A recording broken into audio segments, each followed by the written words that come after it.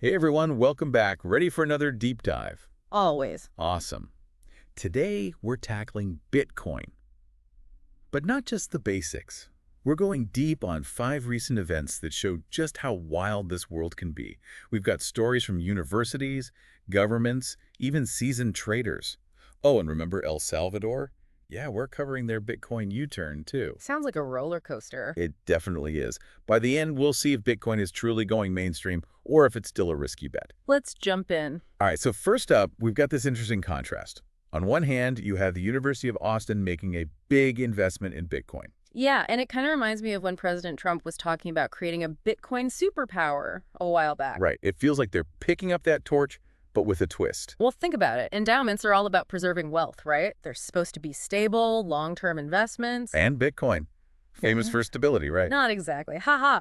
So it's a bold move, but I guess they see the potential for huge returns, even with the risk. They must. But on the flip side, you have the European Central Bank. They're not buying into the hype. They just flat out rejected Bitcoin as a reserve asset. Christine Lagarde, the ECB president, she didn't mince words, basically said Bitcoin is too volatile and prone to manipulation. Yeah, she basically called it a gamble. And a lot of traditional finance folks agree with her. They're concerned about the concentrated ownership, a handful of people holding a huge chunk of Bitcoin. And of course, the price swings. That unpredictability makes it a tough sell for anyone seeking stability. Speaking of, let's talk about El Salvador. This is a story that really highlights those concerns. Remember, they were the first country to adopt Bitcoin as legal tender back in 2021. Yeah, it was a huge deal. It was. They were aiming for economic growth, more financial inclusion, the whole 9 yards. Super ambitious. But guess what? They just reversed course. Wow, they actually ditched it as legal tender. Yep. So what happened? Well, it seems like the reality on the ground wasn't quite as rosy as they'd hoped. Adoption rates were apparently pretty low, and there might have been some pressure from international organizations like the IMF. They've never been big fans of Bitcoin. Makes sense. They're all about stability. Right. Plus, that whole volatility thing. Not ideal when you're trying to run a whole country's economy. Imagine your currency swinging up and down wildly every day. Talk about uncertainty. Yikes. And the technical challenges probably didn't help. Bitcoin isn't exactly known for its speed or, well, user-friendliness. Remember trying to explain Bitcoin wallets to your grandma? Yeah, still working on that one. It's a process. But it just goes to show there's still work to be done before Bitcoin can truly go mainstream.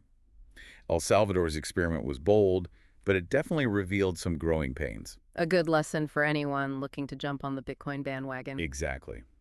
Okay, enough doom and gloom. Let's talk about a company that's all in on Bitcoin. And we're not talking about some small startup. This is MicroStrategy. Ah, the Bitcoin whales. They just dropped another $1.1 billion on Bitcoin, adding to their already massive stash. Seriously? Another billion? They must have a lot of faith in this thing. Well, it's not just faith, it's their whole strategy. They're treating Bitcoin as a core asset, like their main treasury reserve. That's pretty unheard of. Most companies stick to, cash and bonds. Exactly. It's wild. And get this, to fund these massive Bitcoin buys, they're issuing equity and debt. Whoa, so they're basically borrowing money to buy more Bitcoin. Talk about risky business. Right. Their stock price is basically riding the Bitcoin wave. Yeah. If Bitcoin goes up, they soar. But if it crashes, ouch. It's a high-stakes gamble. It really is. Yeah. Which brings us to our final event. The recent crypto market mayhem. Remember that massive liquidation? Yeah. $555 million gone, poof. Yeah, ouch. Mostly from traders who were using leverage, right? That's right. Amplifying their bets thinking they'd make a killing. That leverage is a double-edged sword. Big time. Veteran trader Peter Brandt, he said it best. Cut your losses and protect yourself. Words to live by in any market, especially crypto. You got to manage those risks. Stop-loss orders, diversification, not betting the farm, it's all crucial. Essential stuff. So there you have it. Institutional interest, central bank skepticism, a national experiment gone sideways, a company betting the farm, and a market that can turn on a dime. The Bitcoin world in a nutshell. It's wild out there. The big question is, what's next for Bitcoin? Will it hit the mainstream? Or stay on the fringes? Will governments and institutions come around? No one knows for sure, but it's definitely shaking things up. It's making us rethink money, finance, the whole system. Absolutely. So what about you? Are you feeling bullish on Bitcoin or are you proceeding with caution? Yeah, what do you think? Tell us. Whatever your take, one thing's for sure, Bitcoin's story is just getting started. And it's going to be a wild ride. That's for sure. All right, everyone, thanks for joining us for another deep dive. Catch you next time. See you then.